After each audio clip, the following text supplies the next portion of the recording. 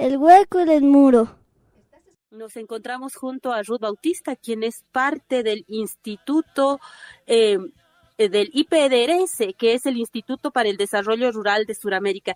Ruth Bautista es una compañera que está trabajando ahí. Ruth, querida, pedirte por favor que saludes a la audiencia y compartas con nosotros y nosotras un poquito el trabajo que viene realizando el IPDRS. Bueno, Gaby, muchísimas gracias. Buenos días y pues buenas tardes, buenas noches a toda tu audiencia, a toda la audiencia de esta red tan linda. Agradecerles por brindarme este espacio y compartir un poquito, ¿no?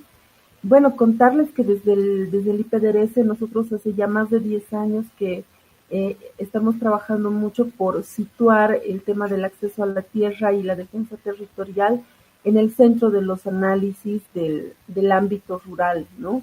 Nos hacemos mucho la pregunta, ¿para qué quieren la tierra las comunidades campesinas, los demandantes de tierra, los pueblos indígenas?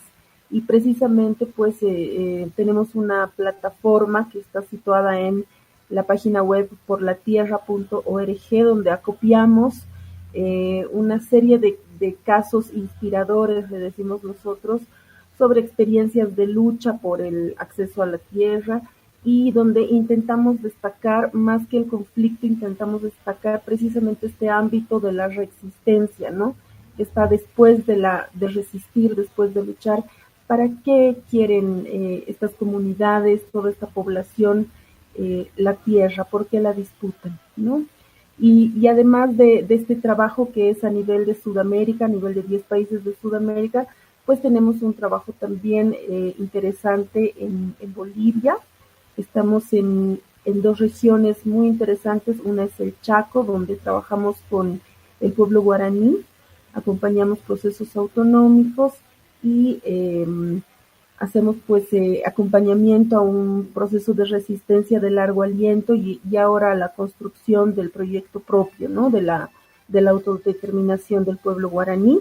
Y además en Pando, en la Amazonía, en el norte amazónico, trabajamos sí con comunidades campesinas e indígenas que trabajan la agroforestería en condiciones de una desventaja estructural muy importante instaurada hace más de un siglo en la Amazonía o mucho más tal vez, con un sistema extractivista que marca todos los ámbitos de la vida, tanto de hombres como de mujeres, y pues eso es una cotidianidad que vive en resistencia y que intenta pues complementar esta economía extractivista, ya sea como fue de la goma hace muchos años y ahora lo es como pues por la castaña, por la almendra, y, y hay muchísimos esfuerzos, ¿no? Por complementar estas economías y diversificar las producciones, ¿no? Desde la perspectiva campesina e indígena.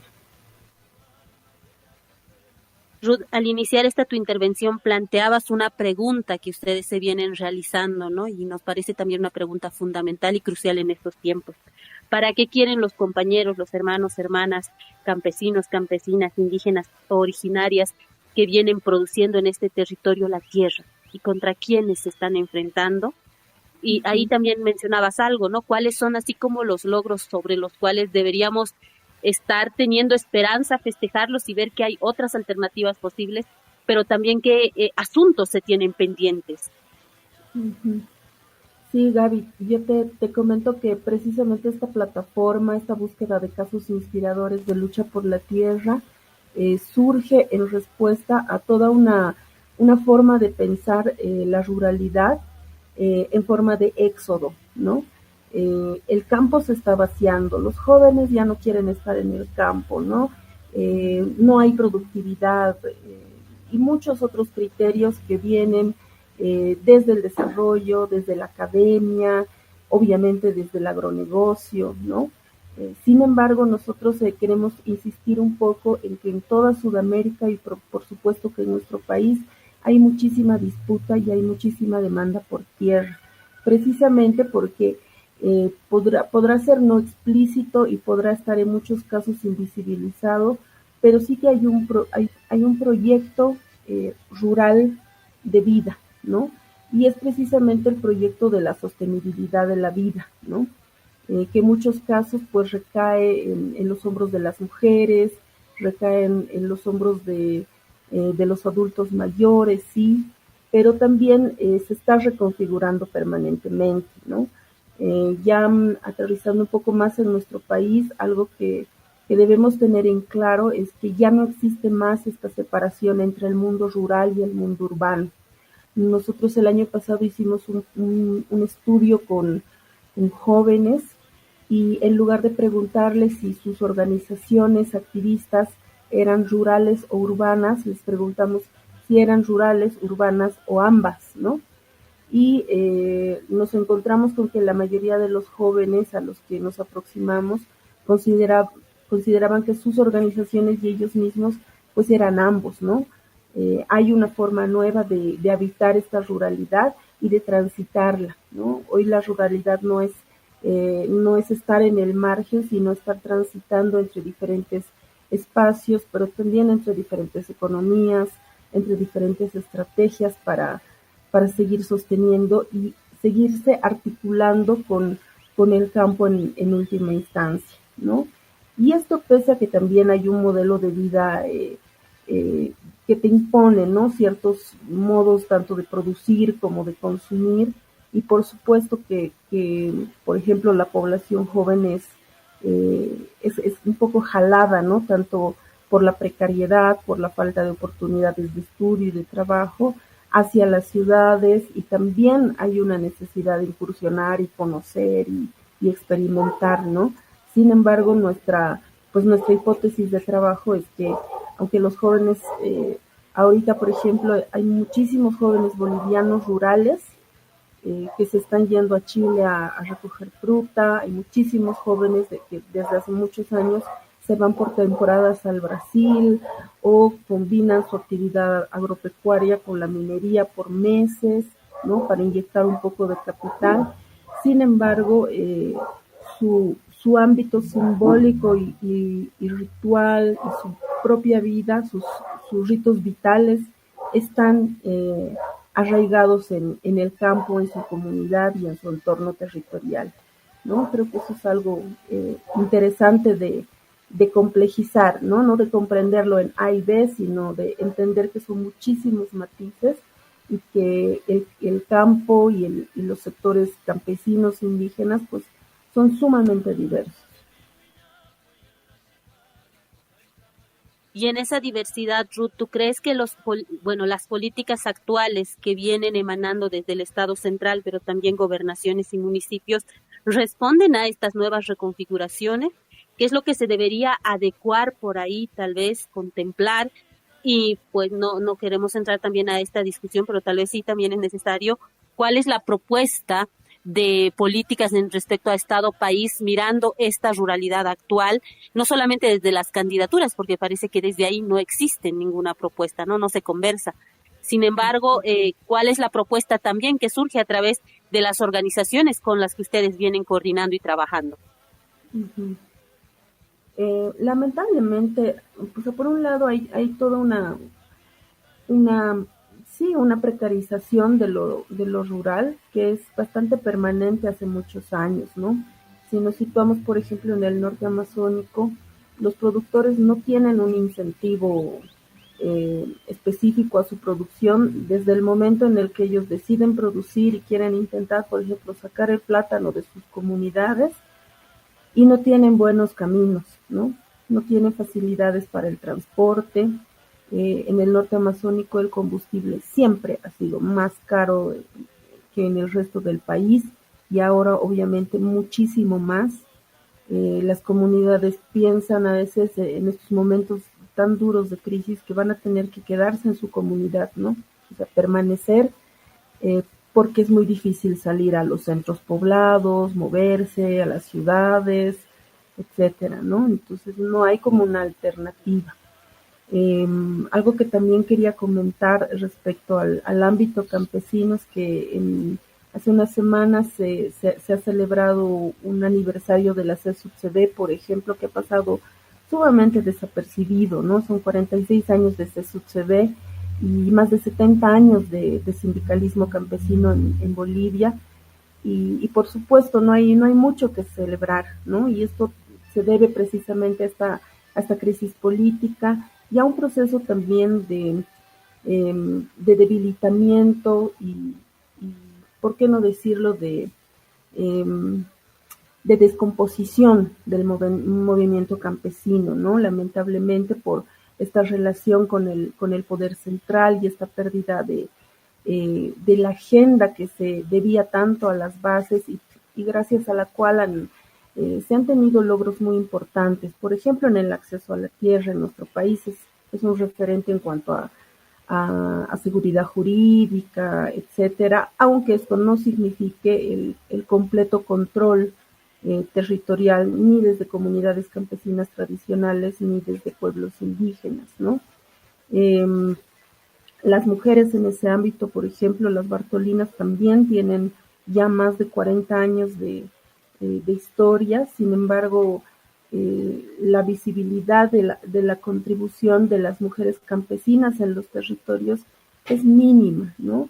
Estas estructuras tan verticales de la organización campesina deben repensarse, creemos nosotros, deben tal vez reinventarse, ¿no? Reconsiderar si son útiles, si es útil toda esta verticalidad y esta forma de organización caudillista, ¿no?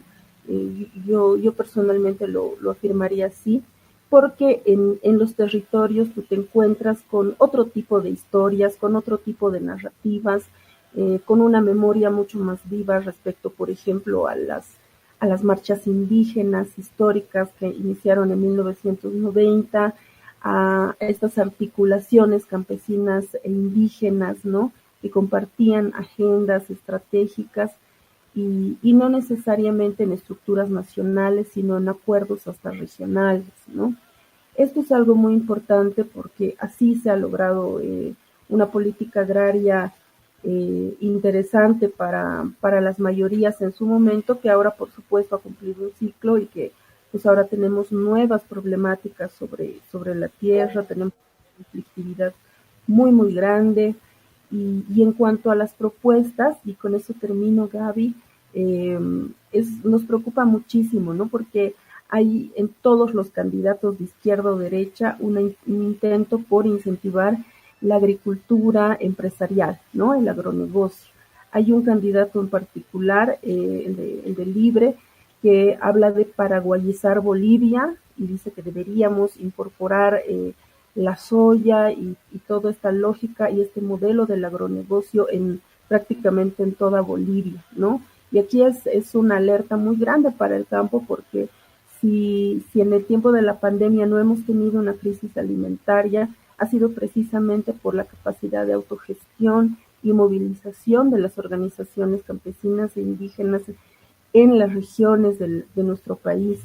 Y en cambio en Paraguay sí que se ha tenido una crisis alimentaria muy importante porque los campesinos no tienen tierra y porque no pueden producir alimentos para la subsistencia ni de ellos ni para la comercialización para el resto de la población paraguaya. Entonces, esta propuesta política generalizada por insistir en el extractivismo e incentivar el agronegocio, pues es nada positiva para todos estos proyectos que se están gestando desde los territorios. Hola, Ruth, te habla Pablo desde Tarija. Quería que pudieras complementar o ampliar un poco la idea que surge a partir de lo que dijiste, ¿no? Respecto a la organización campesina afectada o erosionada, podríamos decir, en los últimos 20 años por esa relación que se ha ido generando con el gobierno, ¿no? Y que, por otro lado, también las estructuras, ¿no? Mencionaste específicamente a las Bartolinas, aunque no creo que sea la única organización, pero que se van produciendo un distanciamiento, podríamos decir, de lo que son las comunidades de base. Por ahí la pregunta es, siendo todavía la precarización una de las características de la ruralidad, ¿Ahí tú observas alguna tendencia por donde puedan irse asumiendo la organización en este campo, o es que lo que se está produciendo es simplemente una dispersión, ¿no? A partir precisamente de esos elementos que mencionaste, ¿no? ¿Tú ves algo, alguna tendencia a través del cual la ruralidad, lo campesino, a partir de estas falencias tienda a organizarse, es decir, esté asumiendo otras formas de organización que permitan afrontar esta precarización? Sí, Pablo. Apuntarles también que tanto la CSUCB como las Bartolinas, este tipo de estructuras nacionales que son piramidales y sumamente jerárquicas, verticales, desde sus gestaciones, desde su emergencia, podemos decir, han sido intentos bastante cupulares, ¿no? O sea, han nacido desde la cúpula y en lugar de construirse de abajo para arriba, se han construido de arriba para abajo, ¿no? O sea, la aspiración siempre ha sido como nacional, este tema de la representación, del atribuirse la representación de poblaciones sumamente enormes y sumamente diversas entre ellas, ¿no? Es el caso también de la actual Confederación de Comunidades Interculturales, antes colonizadores, que es pues una organización muy grande y para mí, si analizamos tal vez en otra oportunidad, pues no tiene ni mucho sentido que tengan una confederación como tal, porque por regiones, por tipos de piso ecológico, etcétera, son sumamente diferentes entre ellos, ¿no? Esta característica lo que hace es que haya una permanente tensión entre la cúpula y las bases, ¿no? Hay un distanciamiento en los últimos años muy importante. En el campo, en los territorios precisamente, yo siento que hay así como la identificación de estos perfiles en los liderazgos, ¿no? A los que les gusta ser dirigentes y los que se van a dedicar y que ya no van a estar en los temas que les preocupan realmente a las organizaciones o a los sindicatos de base, ¿no? Que son temas, por ejemplo, como pucha, va a haber helada, entonces decidir si se hace o no se hace y en qué momento se hace el ritual para no sé, pues para despachar el granizo o en qué momento se hacen las labores culturales para ayudar a las mujeres solas en las comunidades. Hay una vida organizativa sumamente intensa que responde que al cambio climático, a las festividades, a la ritualidad, a un montón de temas, y que por supuesto los dirigentes que están más ligados al ámbito político partidario, pues no van a atender, ¿no? No tienen tiempo, ¿no? Como siempre nos hacen saber los políticos que se atribuyen la representación de esta vida orgánica que ellos en realidad no están cumpliendo, ¿no? Yo creo que la tendencia también es a que hayan cada vez más espacios autónomos entre los territorios, asociaciones, por ejemplo, que no se pelean con los sindicatos orgánicos, pero que se especializan, ¿no? Asociaciones de mujeres, asociaciones de jóvenes, asociaciones por rubro productivo, por ejemplo, ¿no? Que son espacios en los que esta propuesta y esta intención por producir alimentos, por atender también las necesidades de sobrevivencia, pues van a tener un escape, ¿no? No siempre logran tener muchísimo éxito.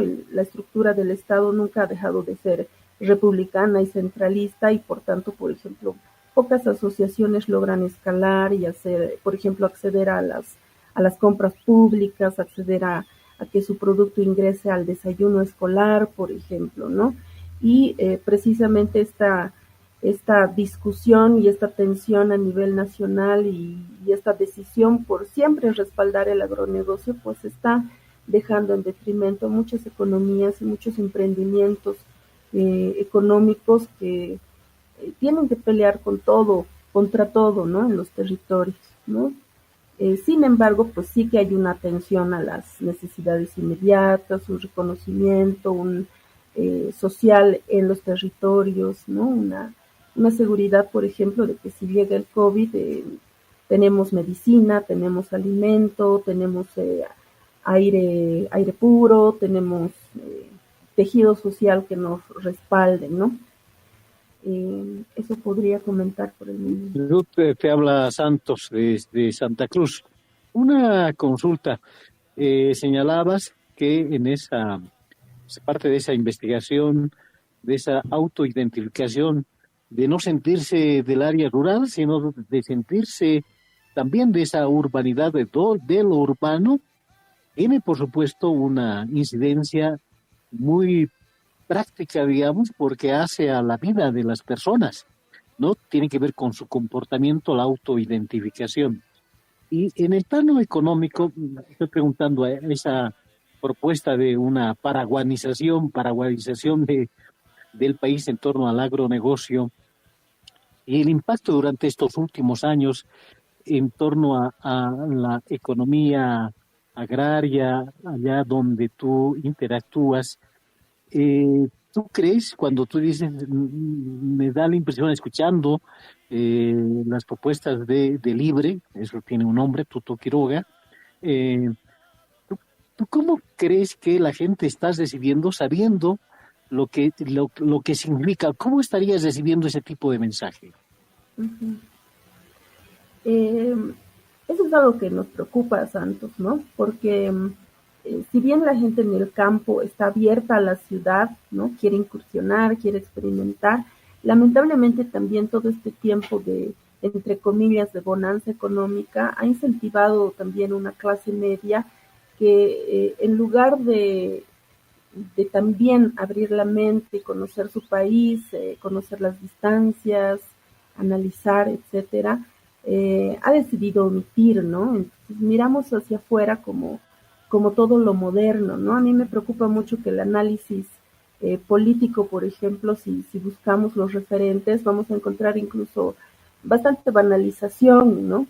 Y muchos analistas se permiten decir que pucha, en el país ya necesitamos mirar hacia afuera, ser modernos, ¿no? Y ese es un discurso que arrastramos hace más de 30 años, ¿no? En Bolivia siempre hemos querido ser como lo hacen afuera y creemos que afuera todo está muy bien. Este dato que les doy sobre la crisis alimentaria en Paraguay, no lo van a conocer sino gente que intenta informarse sobre la agricultura a nivel internacional. Nosotros hacemos un esfuerzo por difundir el trabajo que hacemos, pero la verdad es que sentimos que nunca es suficiente. Por eso agradecemos mucho este espacio, ¿no? Porque en cada país el agronegocio hace trizas la agricultura campesina, la agricultura familiar, y hace inviables los proyectos de autodeterminación de los pueblos indígenas, ¿no?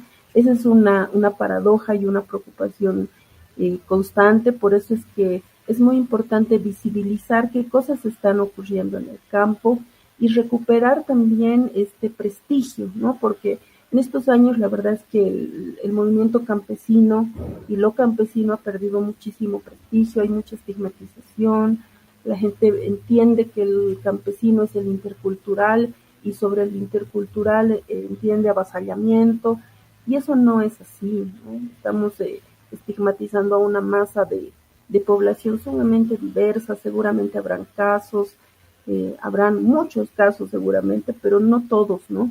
Y en el campo pues hay muchísima propuesta, hay muchísima dinámica, muchas estrategias que están intentando rechazar desde la base todo este paquete que se quiere incorporar junto a esta lógica del agronegocio, pues que está hablando de biotecnología, está hablando de incorporar cultivos comerciales, y es en el campo donde la gente tiene que decidir si va a meter semillas transgénicas o va a decidir producir semillas, ¿no?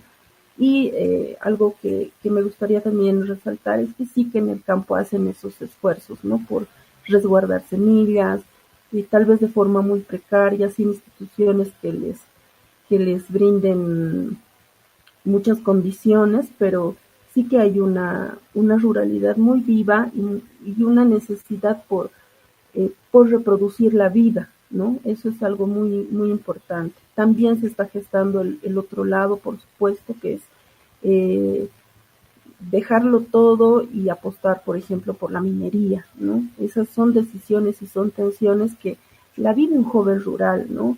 Y si un joven rural tiene estas opciones para su vida, pues mucha gente, muchos medios, muchos sectores tenemos que hacer el esfuerzo también por reconocer cuando no lo hacen, cuando están optando más bien por producir alimentos, por resguardar, por informarse, por problematizar, porque también hay organizaciones que están en la discusión. Serán las menos porque hay todo un proceso de despolitización, de rechazo hacia lo político, etcétera, que tiene que ver pues con una crisis que se ha profundizado en muchos ámbitos y que ojalá que tengamos oportunidad de ver reemerger, ¿no? De ver fortalecer a estos sujetos y sujetas del campo. Ruth, querida, muchísimas gracias por el tiempo y por compartir con nosotros y nosotras estos elementos que siguen como fortaleciendo también esta conversa que es tan necesaria en distintos espacios y territorios. Con el compromiso de volvernos a encontrar más adelante, Ruth, yo quisiera pedirte tal vez que compartas con nosotros y nosotras el lugar donde pueden acceder a esta información que ustedes vienen recopilando y vienen compartiendo. Y también tal vez algunos desafíos, ya lanzaste algunos, ¿no? Pero también algunos desafíos que nos involucren a nosotros y nosotras desde la urbanidad, digamos, ¿no? O desde las ciudades más que urbanidad, por así decirlo, desde las ciudades para también asumir estos desafíos que se van reconfigurando en el área rural y que nos involucran a todos, todas y todes, ¿no? Listo, Gaby. Bueno, pueden encontrar esta plataforma de casos inspiradores de acceso a la tierra en Sudamérica en la página web porlatierra.org. Ahí tenemos ya más de 200 casos inspiradores en 10 países de la región. Pueden pasar también por nuestra oficina en La Paz. Nosotros producimos cada año un informe sobre acceso a la tierra a nivel Sudamérica y trabajamos en todos los países trabajamos con gente muy comprometida con las organizaciones campesinas, indígenas y afrodescendientes, y tenemos varios textos que se quedan como que en nuestro depósito, así que con gusto podemos compartir la información que tenemos. Creo que el desafío es mirar lo inmediato, lo cotidiano, mirar, por ejemplo, la comida que vamos a servirnos el día de hoy y considerar que más del 50% de estos alimentos están producidos en territorios rurales por manos campesinas, por manos indígenas, y que son precisamente estas poblaciones las que siempre están a la altura de las problemáticas. Son ellos los que siempre tienen muchísima más visión para superar las crisis, una capacidad de adaptarse, de resistir, pero también de proponer, ¿no? Nuevamente rescato este tema de, recuerden la temporada del COVID, mucha gente, en muchos lugares de las ciudades hemos tenido mercaditos muy cercanos, precisamente por esta capacidad de movilización de las personas y de las organizaciones rurales en nuestro país, en nuestras regiones, ¿no? Y valorar esto y aproximarnos a este mundo es algo sumamente rico. Creo que estamos ahorita en un momento sumamente difícil. Por ejemplo, hay mucha gente que cuestiona la plurinacionalidad y personalmente pienso que no nos hemos atrevido a vivirla, no nos hemos atrevido a cuestionarnos a nosotros mismos cómo construimos esta plurinacionalidad, y no nos hemos aproximado y no conocemos a los pueblos indígenas de los que somos parte, ¿no? De los que son nuestros ancestros y que son absolutamente contemporáneos y están absolutamente abiertos a conversar con nosotros. Eso, Gaby, muchísimas gracias por este espacio y por compartir algunas ideas.